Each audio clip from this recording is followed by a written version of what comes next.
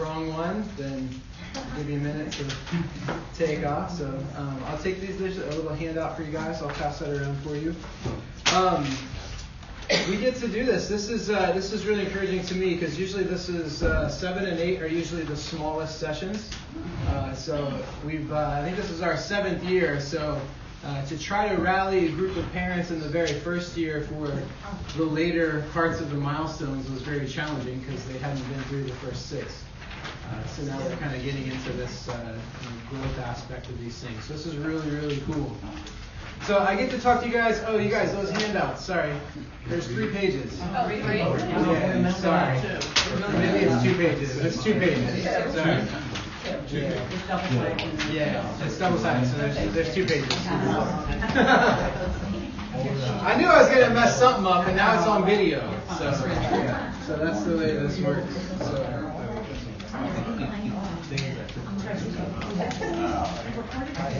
Some of them, yes. We're trying to do that recording thing. So. All right, guys, so we're going to talk a little bit today about milestone 7, which is the passage to adulthood. So I want to make sure that we're clear on that. But what I wanted to do first is I wanted to give you a new perspective that I think the church needs to catch on to this very, very quickly, or we're gonna miss some really cool opportunities. Yes, I'm recording. Thank you. I had somebody to come along and say, okay, you can sit right here, man. You can sit right here next to me. Oh, right over here? Okay. Yeah, come here. Latecomers always sit on the cheap. That's my theory on people coming late to church. If they come after 5 minutes, we just make them sit in the front row. So a couple of you probably are short on handouts. I'll get you guys a couple more. So I doubled my attendance printout. So I'll have to print those for you. So I want to talk a little bit about something very important to me, something I noticed a couple of years ago with some of our students. There just sort of seemed to be a change. It was a change that I hadn't really thought much about, and then it just sort of happened.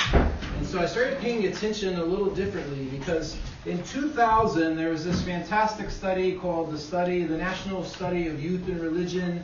It really studied the millennial generation, and so for the last almost 20 years, everything church-wide, everything youth ministry related, kids related, has been all about how to help the millennials, how to invest in them, how to capture their attention, how to keep them around, how to deal with them. But they don't exist in youth groups anymore. So I want to explain that to you a little bit. So you'll see here on your guide, I've got some blanks here about different generations. So we'll start at the bottom there and work up. So the elder generation would be considered anybody born before 1946. So we have anybody in here before 1946? There are elders. Pay attention. They have incredible insight. They have seen more change happen in this last century than probably any century before them. So they have a unique perspective and a unique wisdom. So make sure that you're aware of them. So the boomer generation would be 1946 to 1964. For me, that's my parents. The Gen X generation is 1965 to 1983. And if you were born between 77 and 83, they gave you like a new generational classification called Xennial. You were born when? Between 77 and 83. This is kind of a subset of Gen X.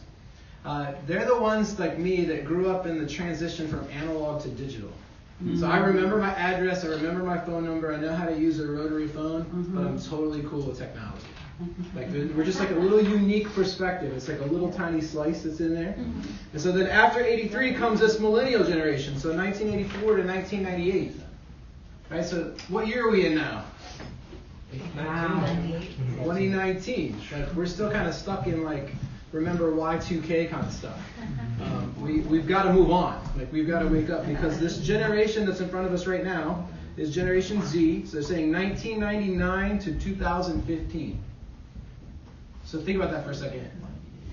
The generation coming after Generation Z is 4 years old right now. Wow. The kids born now are not even in the generation that we have in youth ministry. They're the next one already. Like that's how generations tend to move. So when we start thinking about parenting, we start thinking about all of these things. You could probably go out and you could find 10,000 books on millennials and the study of youth and religion. All those kids are 40. Wow. They've all grown up. They're the ones calling the shots now. They're the ones building things and doing those things. So they've all grown up. They can run for office now. Like some of them are old enough to be president. All right? So we have a generational shift that just happened in our churches. So we have to wake up to that. We have to get aware of that. So I want you to know, if you've got kids that are in this preparing for adulthood and this passage and these things that are going to happen, you got to know they're not millennials anymore. They're a different generation. They're Generation Z. They grew up with all of the modern technology now they had when they were babies. Some of your kids knew how to get an app from the App Store before they could read. Yeah. It's like a rotary phone to us, for them. How do you do that? You just figure it out. It's natural for them now. That's how they do. Yeah, I'm out of what? Do we have any more pages? No, I'm out of handouts. How many do we need? Who doesn't have a handout? 2, 3, 4, 5, maybe like 6 or 7? That'd be awesome. All right, so what we want to do in this session is we want to take a look at some of those core competencies that are there for you. So things of biblical manhood and womanhood, spiritual gifting, and then guiding this transition for your kids from being young into adulthood. So similar to what Nate said today, there isn't anything of your value or your control that's going to get it done. This is a deeply relationship-based movement that's going to happen if they're going to get it right. Does that make sense? So in parenting, when you have little kids, there's a lot of structure. Like you have the authority card. But unfortunately, we tend to focus on our younger kids relationally because it's easier. And then when they start acting up as teenagers, then we clamp down the authority. We have those cards backwards. So authority when they're little, because you're guiding them. Relationship when they start growing up. All right, so I want to just clear the deck a little bit here with you guys this morning. And I want you to know, when you're a parent of a teenager, now obviously I don't have teenagers, so I'm not going to speak as an expert on this. But every parent that I've come across that has a teenager has an incredible amount of fear. They're just like, what's going to happen with these kids? Did I do this right? Like you sit up at night and you're like, oh man, I hope they turn out okay. Right? So let's have a little brainstorm here. What are some of the fears and obstacles you feel like you have as a parent in raising the next generation? So let's get on this. I know we did some of that downstairs, but this is a little smaller group. So what's your biggest fear? Probably the biggest fear would just be salvation. Yeah, that they would choose Christ. Good. Let me grab a pen. I'm gonna write these down. I don't have a whiteboard on me. Give me just a second.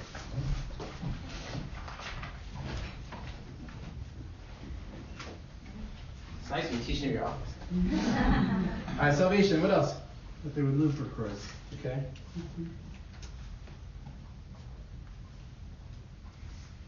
Keep going. Outside influence. Yeah. Okay. I would say that, like when they go to school, I feel like they're just outnumbered, And so are they going to stand their ground? Or are they going to go with the flow? Good. Generational sin. That they'll repeat some of your mistakes.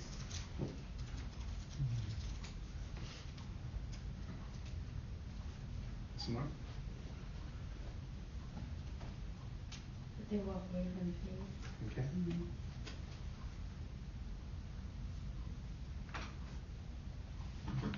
Awesome. Okay. Good. That's quite a bit of stuff there. Does anyone else want to throw anything in? One more that we face a lot in Philadelphia is that they'll even make it to adulthood, literally. Like if it be drugs or violence, they'll actually get there. Yeah. I would say another one would be what kind of Greg at what the church is teaching us is to just be constantly reading. Because I think a lot of times, let's say when one of our children go to school and they're speaking what they know is truth, but saying if you go to Galatians, whatever you're going to find that's truth, is for them to be educated, biblically educated, so that they know how to show their friends and the people around them. Good. Good. That they'll either go to jail or get into drugs. All right, so we have a lot. There's a lot of things. All right, so I want to clear the deck a little, and I want to go all the way back to that whole Reader's Digest myth. Right, you guys ever heard that one? Like in culture, the teenager didn't exist until Reader's Digest coined the term in the 50s or something like that. Right? That is bull. That is not true. All right, I'm going to prove it to you because I want you to know that what you're walking into with your kids is not new.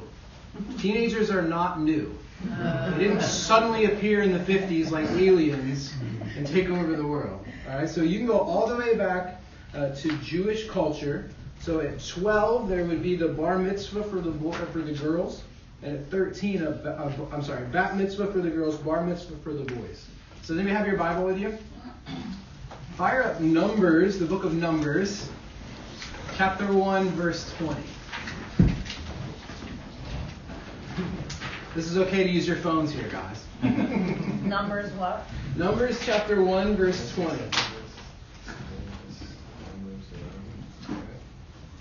There's a whole bunch of these. in here, so you'll see them. So, you can't see them? You want to borrow my glasses, Ed? You borrow Bobby's.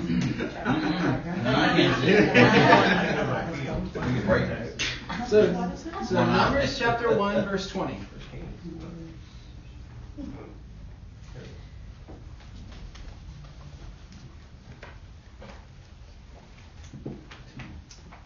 All right, so here we go. It says, from the descendants of Reuben, the firstborn son of Israel, so all the men 20 years old or more who were able to serve in the army were listed by name, one by one, according to the records of their clans and families. Did you see it? Mm-hmm. At 20 years old, they were considered able to fight in the army. But at 12 or 13, there was some sort of transition that happened where they said, we need to have a celebration that they're entering something, but we're not going to let them fight until they're 20. The Jewish people understood there was a teenage spectrum. From 12 or 13 in their culture until 20 in the war. There was a unique time frame that they saw there. So we study discipleship and we study those things. That's secondary school if they're really good. That's learning the trade. That's learning different things about life in that time. Probably getting ready for marriage. So they would get those things set. And then they would launch into either going into the military or building out their careers and those kinds of things. So teenagers are not new. I would say to you they're actually biblical. So we need them. There's a unique phase for that. Now, in our culture, so when we get into American culture, you'll see those little charts there on the side. These were given to me by a guy named Chap Clark. I watched a little video. It's in your reference guides there. But he talks about this. He talks about this, from 13 to 18 in our culture. This is what we would sort of consider this transition of teenage life to adulthood. So we kick them out of the house at 18 or whatever. And now we've backed it up. We've actually backed it up to 11 or 12.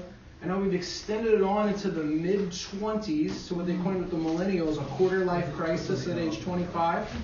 And they wake up and realize, oh, this being a kid thing kind of stinks. I need to do something else with my life. And now it's extended. I think you can keep your kids on your insurance till they're 35 or something like that. Right? It's some ridiculous, it's some ridiculous stretch. Like we've taken the Peter Pan model and just built out an entire enterprise on this. And it's really kind of scary. So you have this extended adolescence that sort of becomes this accepted norm in our culture.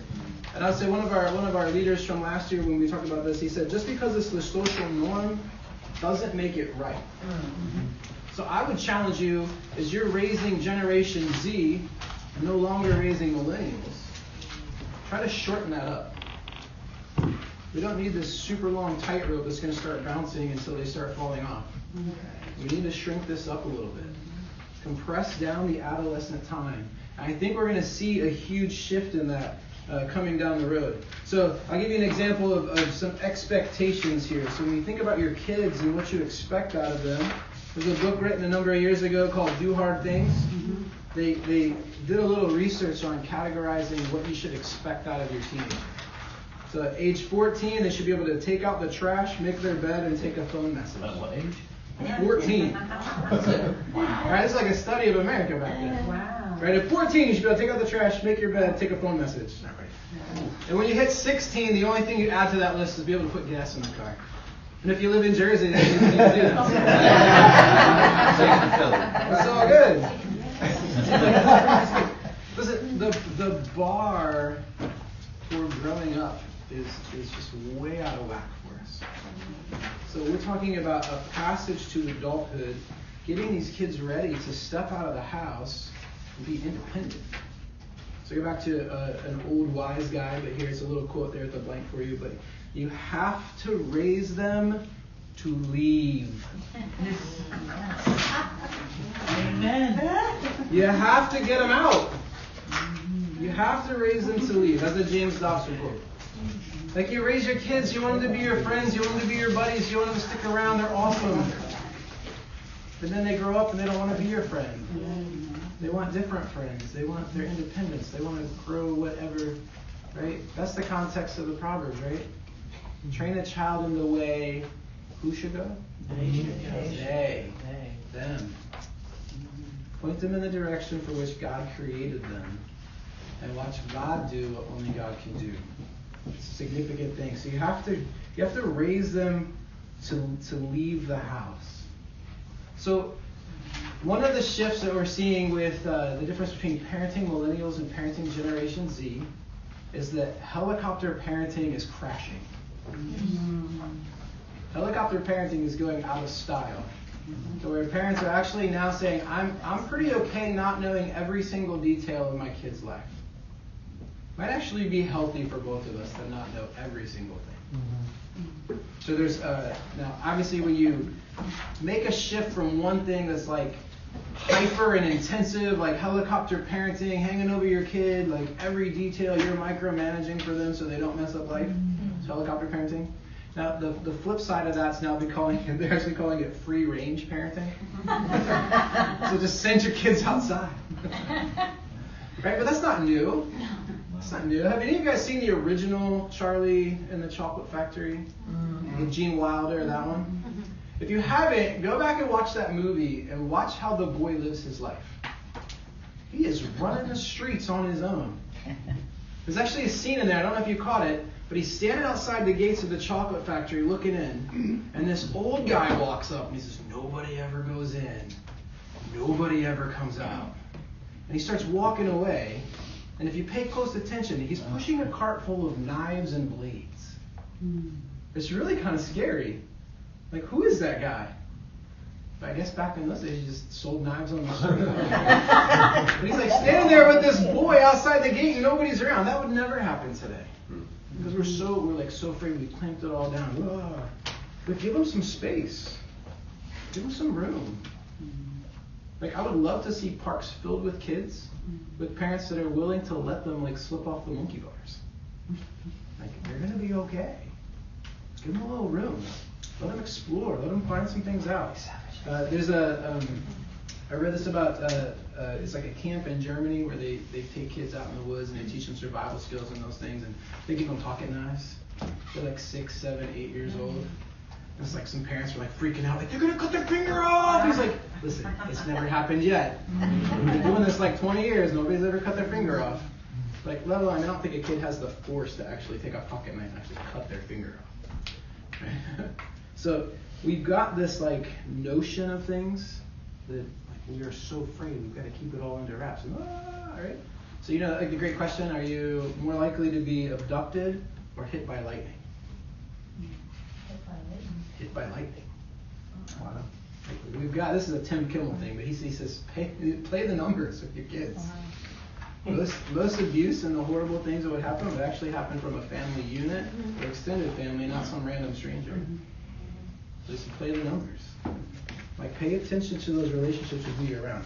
So I want to give you one of my favorite verses on how to prepare kids for adulthood. So it's Titus chapter 2. This is a fantastic thing that the Apostle Paul gives us. So it's not just a bunch of cultural study stuff. This is some biblical stuff that I think will be helpful. So it's Titus chapter 2, verses 2 through 6.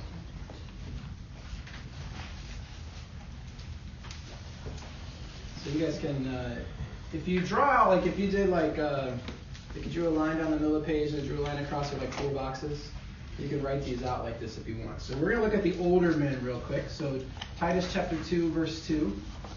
So the older men,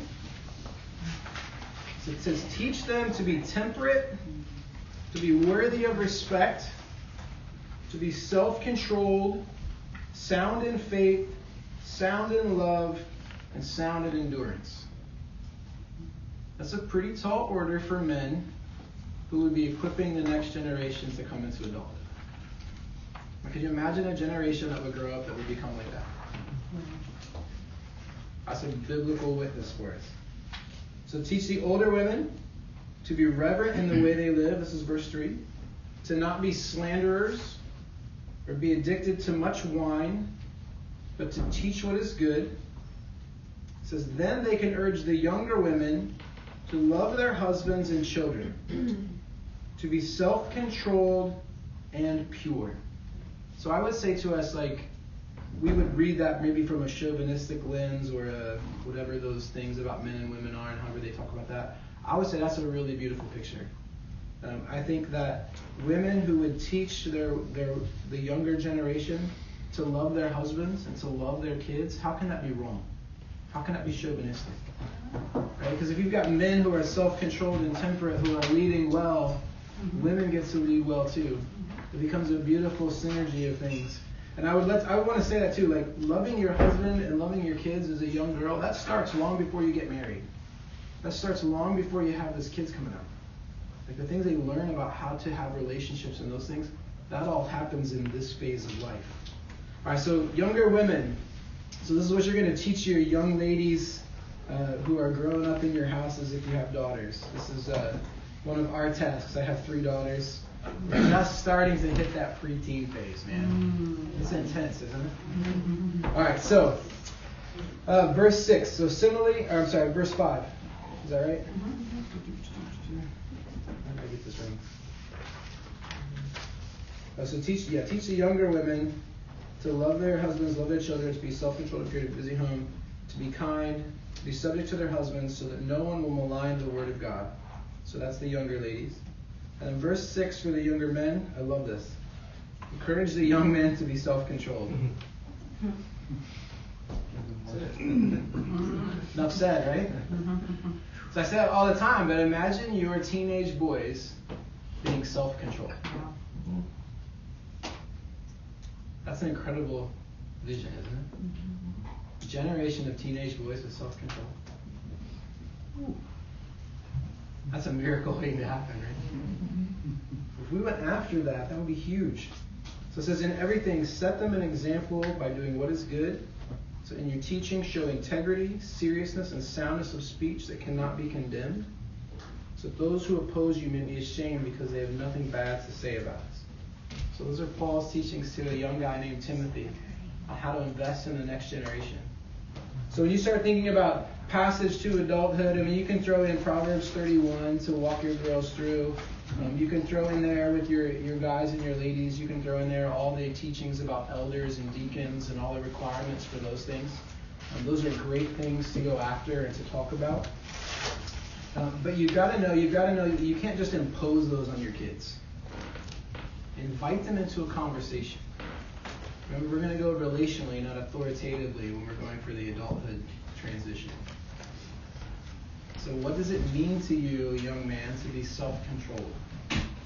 Or when they mess it up, hey, was that a great example of being self-controlled? Probably not. Talk it through. Talk it through and find out what their convictions are. Because they'll live out of whatever their convictions are, right or wrong, good or bad, wise or unwise. So talk it through. Step into it. All right, so I'm gonna walk you guys through just a couple more things, and then we'll give some time for some Q&A and those kinds of things.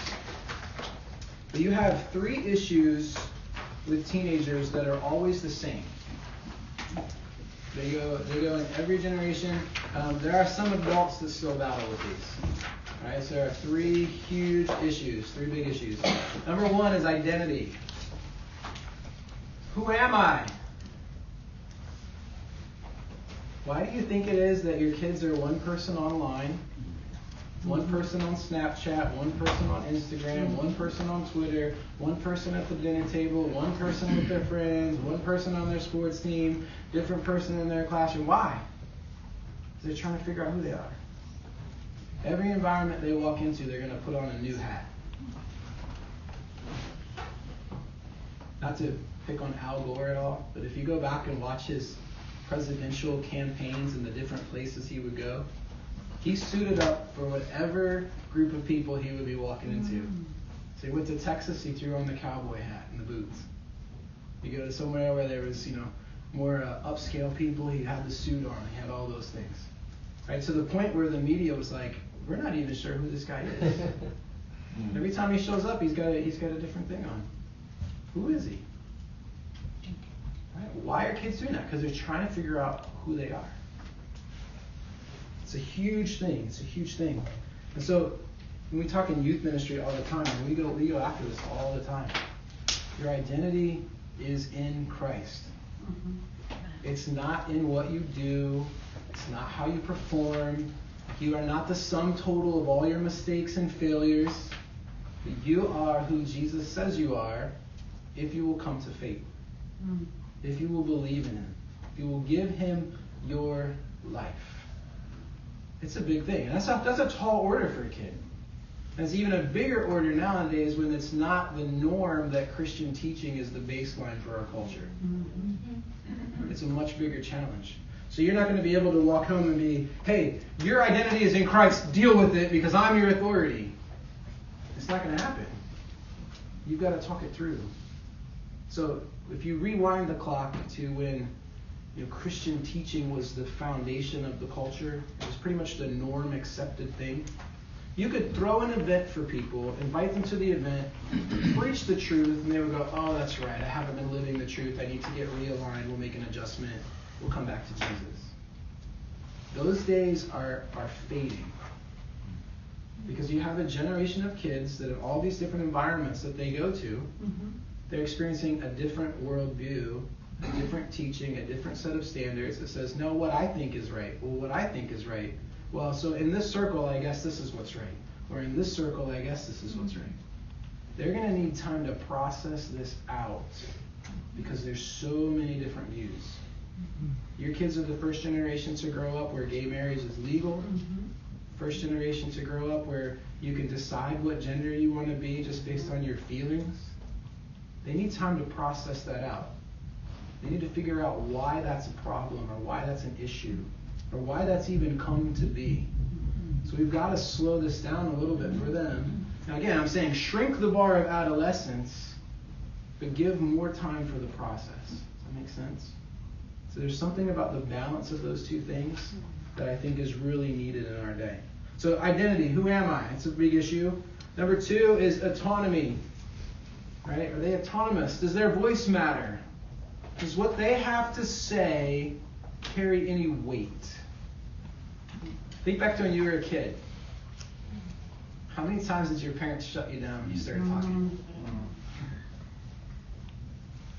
Can anybody remember? Anybody want to tell a story? Children should be seen and not heard. Oh, yes. Yes, it's hardcore. So a pastor I know, he tells a story about, he grew up in one of those Christian homes where you couldn't go to movies. Right? And you couldn't go to church without a belt as a young boy because God didn't like kids that didn't wear belts. It was kind of that mindset. So he reached this teenage phase and he said, hey Dad, my friends at school invited me out to a movie. Like, can I go? You're thinking like, of course he's gonna say no, like movies are of the devil or whatever the teaching was back then. And so he said his dad looked at him and he says, well, you're at that age now where I think you need to make some decisions on your own. I'll leave it up to you if you want to go or not. So he decided to go to the movie. For about 2 hours, he was like, I was doubting if I was saved or not. While I was watching Willy Wonka and the Chocolate Factory. Right? You see where we go? Like, we've got to get kids into this place where what they think and what they're experiencing matters. If we're always dictating it for them, if we're always giving it to them, how can we expect them to be ready for 18 when we say, now you're 100% responsible for every choice and decision you make? I'm no longer on the hook for you. We got to get them ready. So we got to give them space in our home to let their voice matter. Because I sit with teenagers, they have tons of ideas, tons of things they want to do, and they feel like adults just kind of go, oh, that's nice, sweetie. Just wait till you grow up. Give them some room to try and fail in your home. Let them try something way outside the box and let it crash. Because you'll be there relationally to do that, to process that with them, before they get out to the world that will eat them alive. So bring that adolescence back home. Stop extending it out to where it can go on forever. All right, so identity, autonomy, and then the last one is affinity. So where do I fit? This is a group thing. What group do I belong in? Who's my circle of people? Who are my trusted allies? Who are the people I can go after? Who are the people that will hold me accountable? Who are the people I want to listen to? That's part of that identity subset. So it sort of creates this little loop. So you'll see that that's there. All right, so how do we do this? I'll give you some suggestions, okay? I think this is on the back of your handout. So. Oh, did I have a quote there at the bottom of that one? Can I see your face? The names will embrace.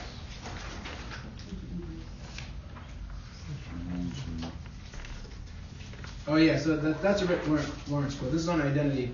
But the names we embrace are the names we become. So our name is the chosen battleground for God's work in our life. That's a big deal. I think you guys understand that one. If you lie to yourself and tell yourself you're a failure, or if you use Nate's word that you suck, eventually you'll talk yourself into just sucking. So it's a big deal. All right, so here's a few suggestions I have for you. Obviously, this is not like an A plus B equals C formula. This is more in regards to the culture that you create around your teenagers and with your teenagers to help them work through these things. So number one is create some margin. Margin. So create some margin. How much time do your kids have that they can just spend some time doing nothing? When do they ever have time to reflect on the things that are going on inside?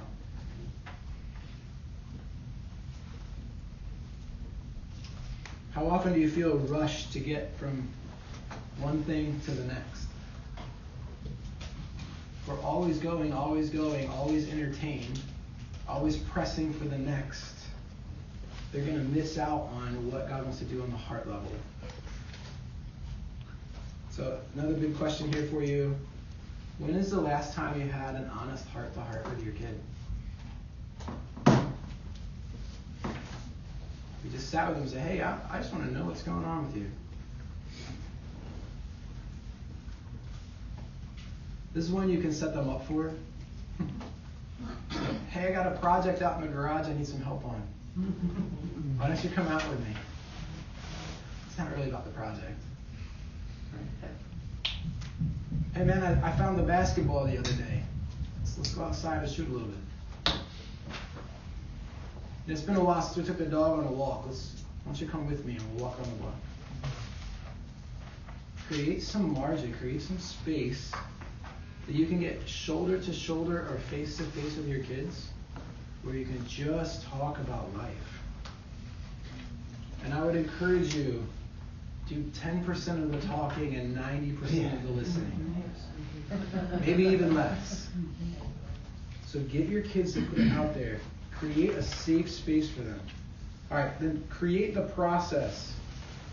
This is a little bit of a challenging one for us. So this is an old example that Nate used. So it starts with behavior as the first category. So I'll let you write behavior down. So the example he used was a teenage girl wants to get a nose ring. There's nothing wrong with that. It's not to be judgmental in any way. It's just an example. Okay. Mom, I want to get a nose ring. Well, why? What's the feeling? So that's step 2. So behavior to feeling. So behavior to getting a nose ring. The feeling that's behind that is because all of my friends are getting them. I see it around. I think it feels good to be with those people, so I want to become like them. So those feelings lead us to a strategy. The strategy is I'm going to get a nose ring so that I fit in.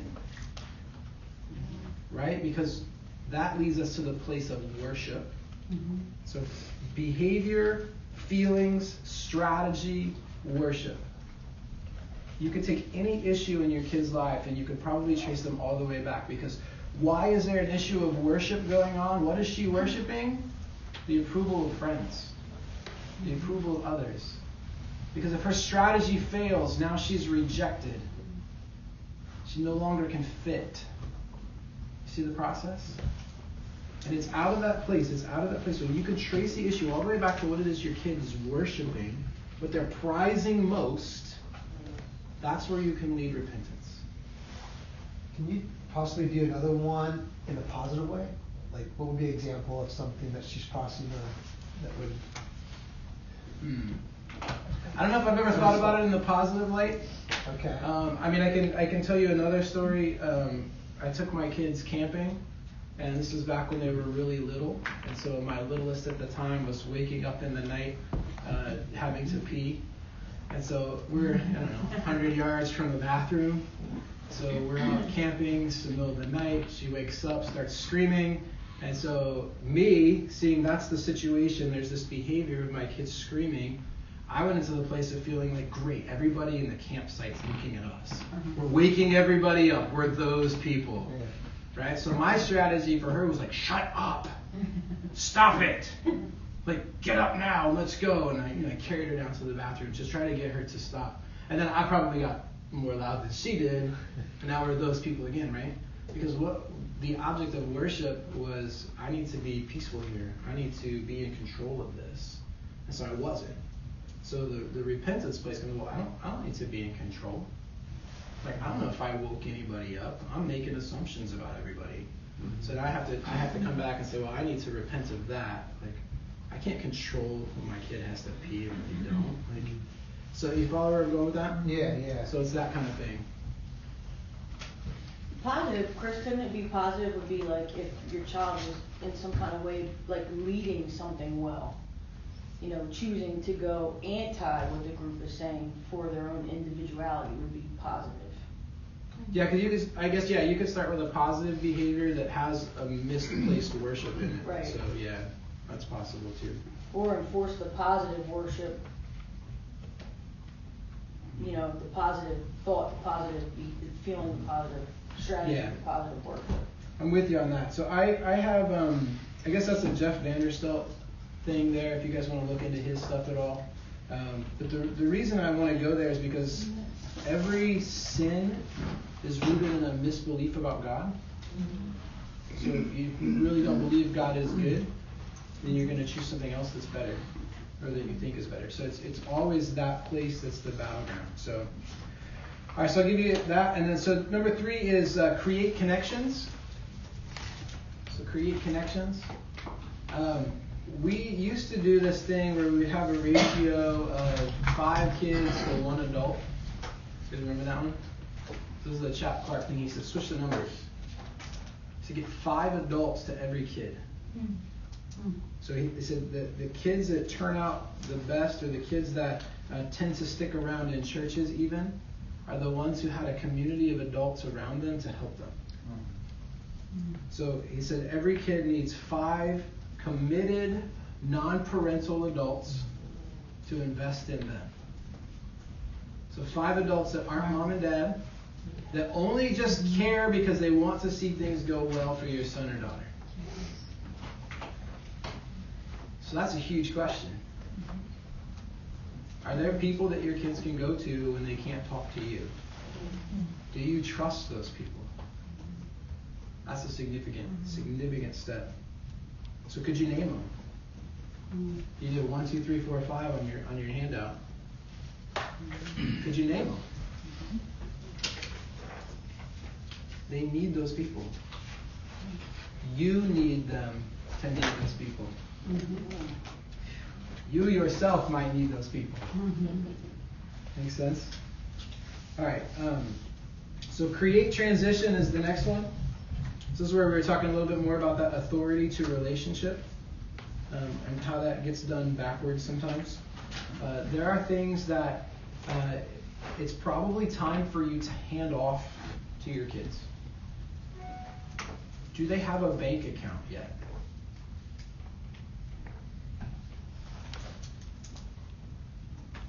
That's a big one right there. When they make money, do you give them the choice to tithe or not?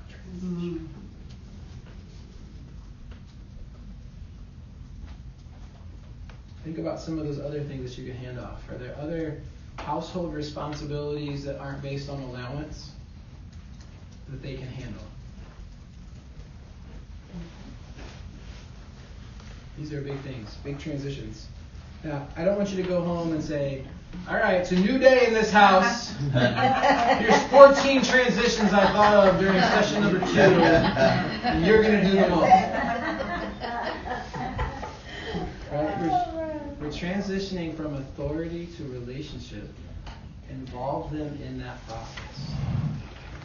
It's funny you say that because as you're sitting there, I'm thinking about all the things that we have tried to implement over the years. But when you say write them down, like a lot of them are in the air and have happened over the course of the conversation, and she'll forget, I'll forget. The kids conveniently always forget. Yep. So writing them down, going back, writing them down, and then implementing shortly, or slowly over time.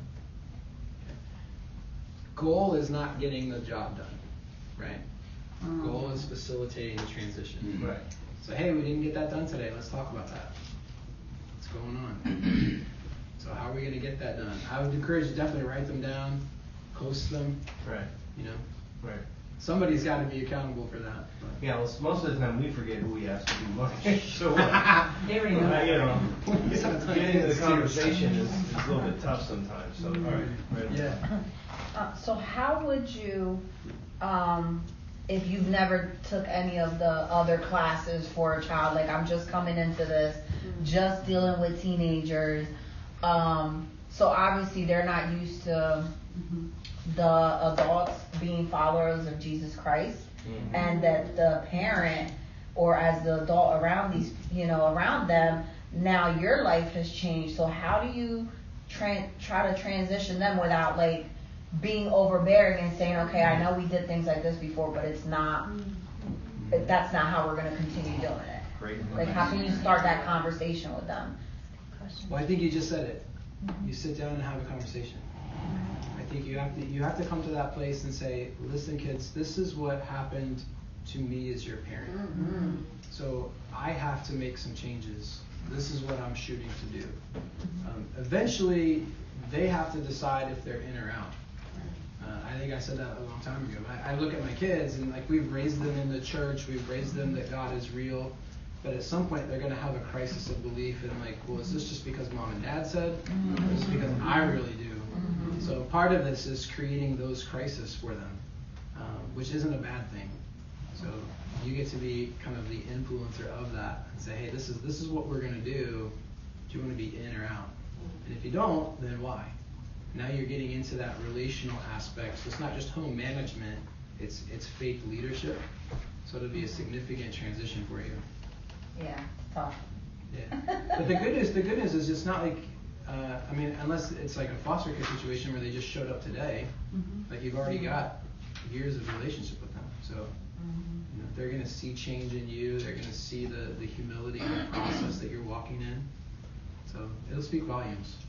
Can I offer something? Mm-hmm. Repentance. Yep. We start there with them.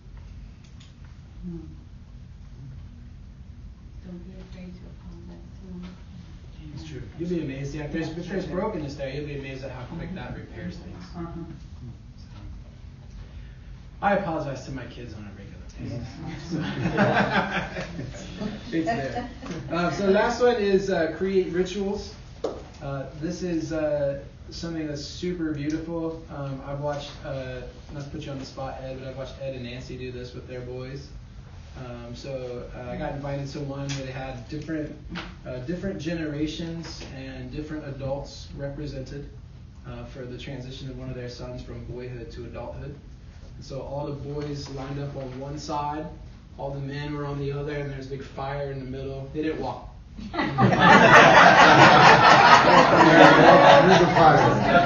gotta get burned, but there's the coals. No, but the son was on this side, and they called out and said, "It's time for you to leave boyhood behind and step into adulthood. So come past the fire and come join the men." Awesome, so awesome. So there's a ton of stuff out there. There's I think it's a book called Raising Modern Day Knights.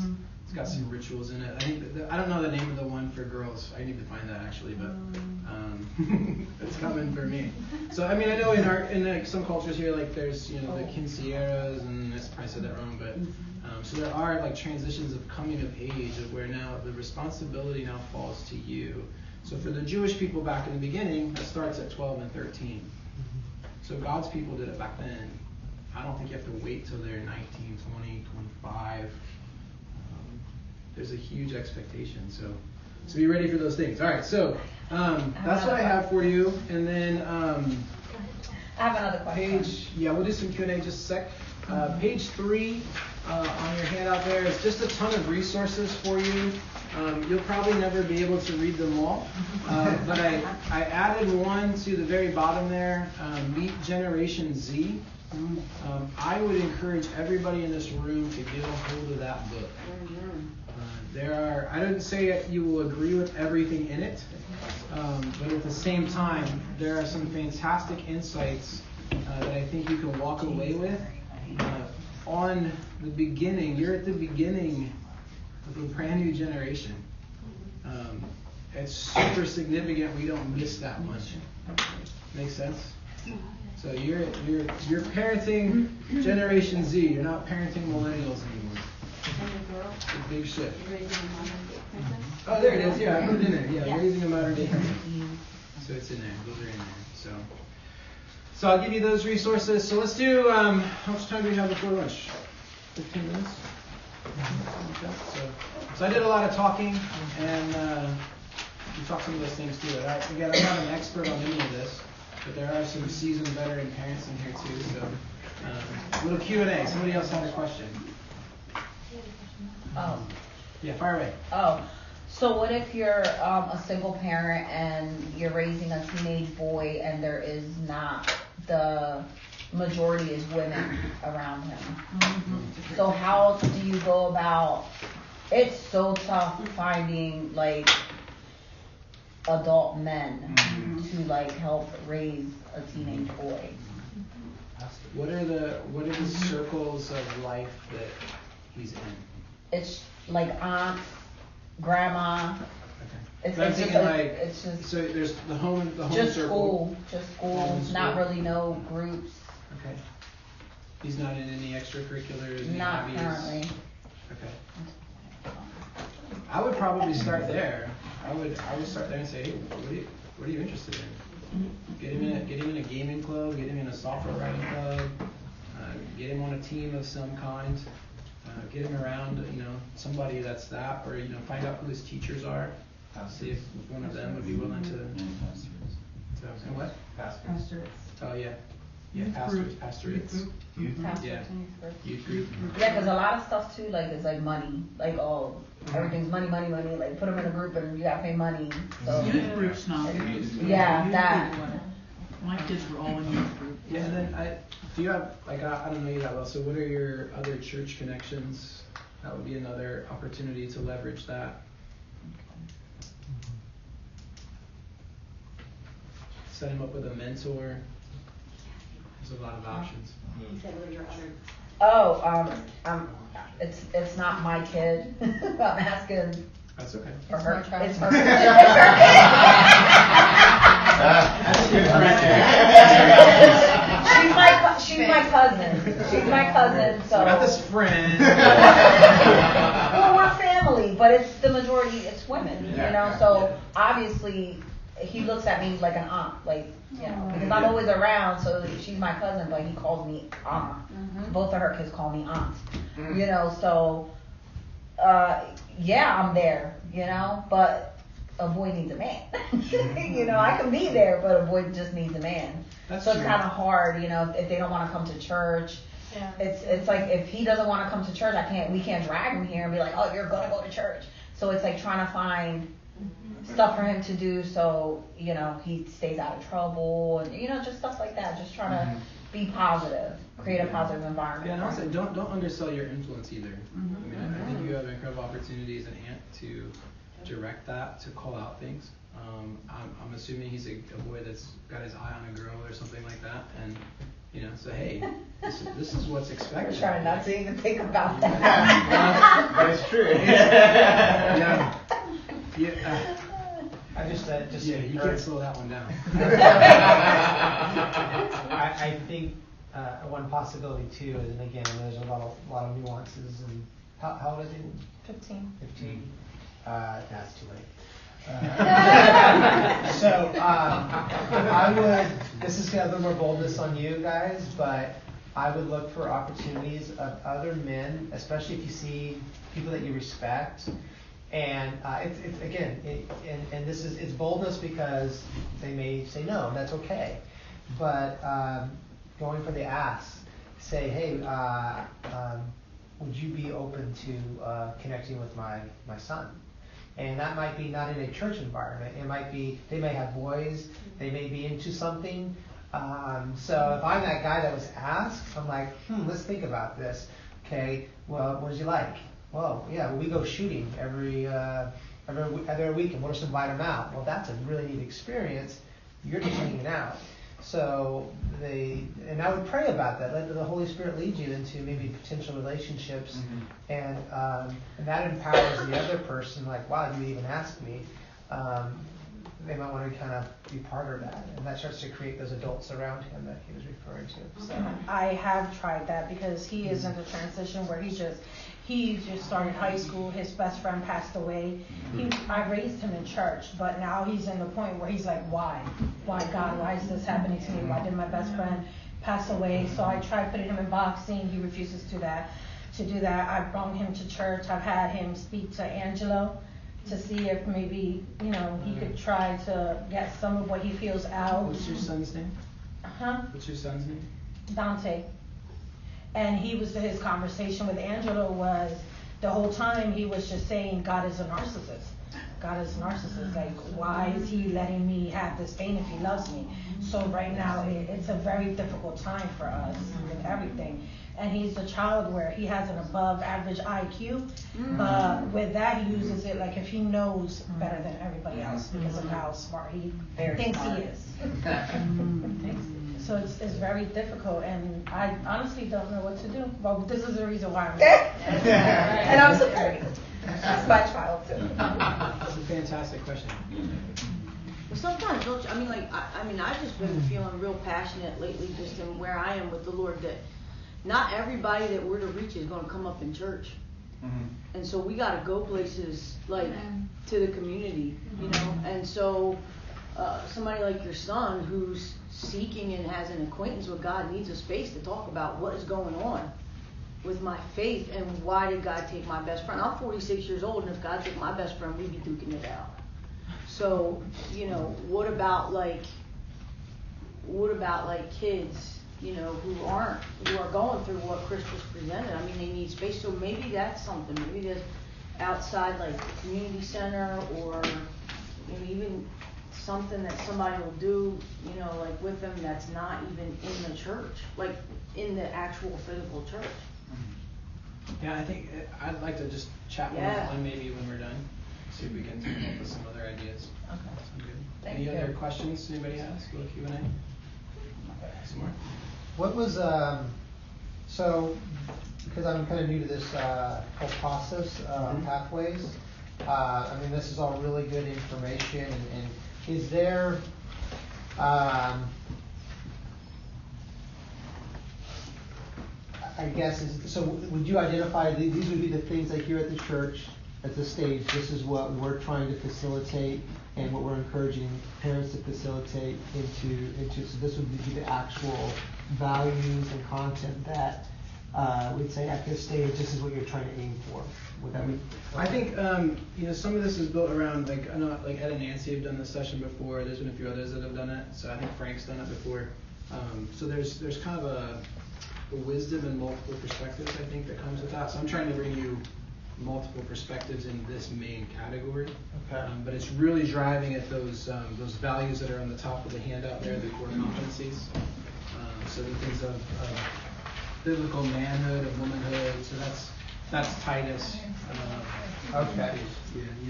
There's spiritual gifting. That's another piece. I didn't really cover that one in here, but those would be more of what the church function is around this. Titus 2, right? Mm-hmm. Yeah. So I have a question kind of regarding those two things. Just to comment on that, it also sounds like he was mentioning earlier, like, you have this, his daughters will have the moment of crisis in which they have to say, this is faith my parents or my own. And just hearing what your son's going through, it sounds like you're about to enter into that awesome opportunity where he'll own faith for himself. So, yeah. But I guess other than that, my question is there, they were talking about competency and then like a celebration. So how does the celebration look like in passage to adulthood? Because is it, you're 18 now, or you know, there's something that you guys do as a church or suggest families to do as a household? Yeah, really, the ritualistic part of it is up to whatever you would want to decide for your kids, and assessing that appropriateness. I mean, we obviously would be willing to help you strategize, talk it out. I'm not even sure, I don't know, Ed, where you even got your, I know you've done different ones for different kids, so I don't know if you have anything to add to that. The book was great, Raising a Modern Day Knight. That's a really good as far as practical ideas, because they're really out of the, I mean, they're so far out of the norm of what anyone would really think about. But I think the key component, the key thing that I took out of it was, this is a moment and an opportunity to invest in their a part of their life that they should remember always. So they should. The point of the book is they should be able to point to a time in their life where they knew they were identified differently. They knew were identified as an adult, and that could be, you know, it could be confusing for many kids if they're in their 20s and they're still kind of searching out, you know, my kid. Yeah. Not that they're asking these questions. It's something that weighs in the back of their mind. So, yeah, the book was great, and then you can kind of spin it and do things that are like I had, like Chris said, I had different men from different stages in his life, and then I had, like, for Michael, I did his jiu-jitsu instructor was a Christian also, and like he presented Michael with his first black belt. So Michael still has that. Not Michael's black belt. He has the jiu-jitsu instructor's black belt, which was super important to him, and like he transferred that. That's, I don't know if it's status or it was just Like mantle? Yeah, it was just, you know, hey, you've reached a point in your life that's super important. Like when I reached the point in my life where I was given this black belt in jiu-jitsu. So, you know, things like that. That was really kind of the pinnacle of the night. But other little things. I remember you had a Bible, and everybody who was there either wrote a prayer for them or wrote a scripture and signed it, so it was kind of a memory. Yeah, you can get creative with it. You can get creative, and it should be fun, and it should be something they'll always remember, and a point where they can, basically a point where they can. Did you have something you want to add, Craig? I can just share with you what I did with my youngest son when he was turning 18. I got 5 significant people that were in his life that he had a relationship to, and I gave them all a topic that I would like them to take a few minutes to address. We went to a remote location. We ate chicken wings until we couldn't eat chicken wings any longer, and then we sat down and I just. I just said to him that this is a significant time in your life, and these guys are here to just emphasize with you the importance of this time in your life. And so they all shared with him. They all gathered around him. They laid hands on him. They prayed for him, and so on. And he very vividly remembers that today. He's 25 now and engaged to be married in September. Yeah. And I think you'll probably know, like I said, it doesn't always have to be right when they hit 18 or a cultural milestone. I think you'll know when it's time based on, there'll be sort of like an ownership of responsibility. They'll be a little more aware of like, oh, I got to do this now. So it's a little different. Like you wouldn't do probably passage to adulthood if you still have to set the alarm clock for your kids and wake them up at a certain time. You'll start to see that shift of like they have a drive, they have something they're going after. More so than just the normal teenage thing. I think you'll start to see that. No one's better suited to see that than the parents. So.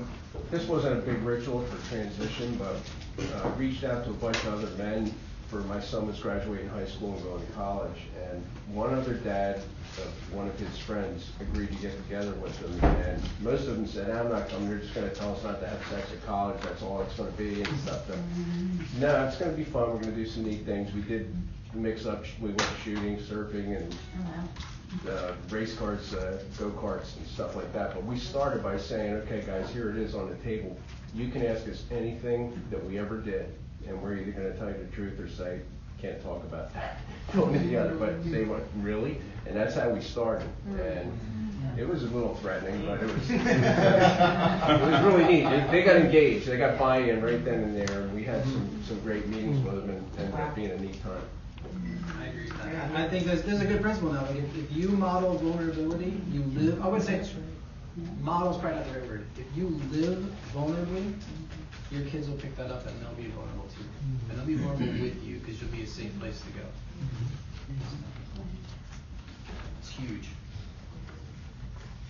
All right, guys. Let me pray for you guys. Is that all right? Thanks, Chris. Thank you. Thank you. I'll let you guys eat some lunch.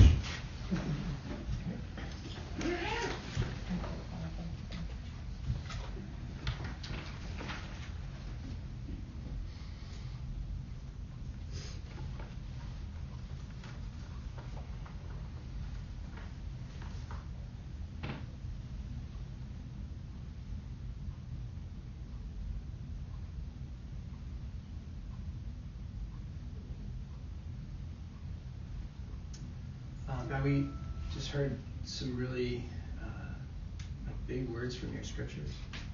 I don't know how many years it's been since you showed me Titus chapter 2, but it's something that I can't get past. And it's also something I'm keenly aware of that by myself I'm powerless to do.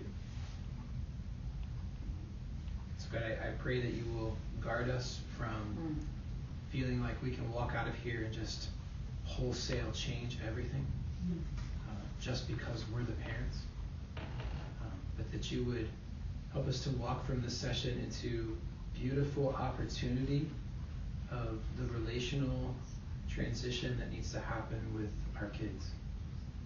That we would be people that are safe to talk to, people that are open to the process that they need to walk through. We would be able to point them to the crisis of faith, that when they move from that boyhood or girlhood stage into adulthood, that they won't do it without you. Amen. So God, I ask you to help us with that. Give us the right questions. Give us incredible ears to listen, to hear what's going on beyond the behavior, beyond the issue. Help us to have a unique insight into the hearts that you're developing and the hearts that you even want to transform that are in our kids. So in that, God, would you do that in us as well? So that if they would say, yes, I trust Jesus, that we would then welcome them in as brothers and sisters. It's a huge thing. So I pray as we step into this, you'll fill us with creativity. You'll fill us with unique things for each of our kids. That these moments where they move from kids to adults would be significant, life-impacting memories for them. So help us. I pray in your name. Amen. Amen. Yeah. Just snuck in and she said, could we announce at the end of the session that there are prayer people wanting, waiting, and available to pray in the library at lunch? Absolutely. It's been announced. All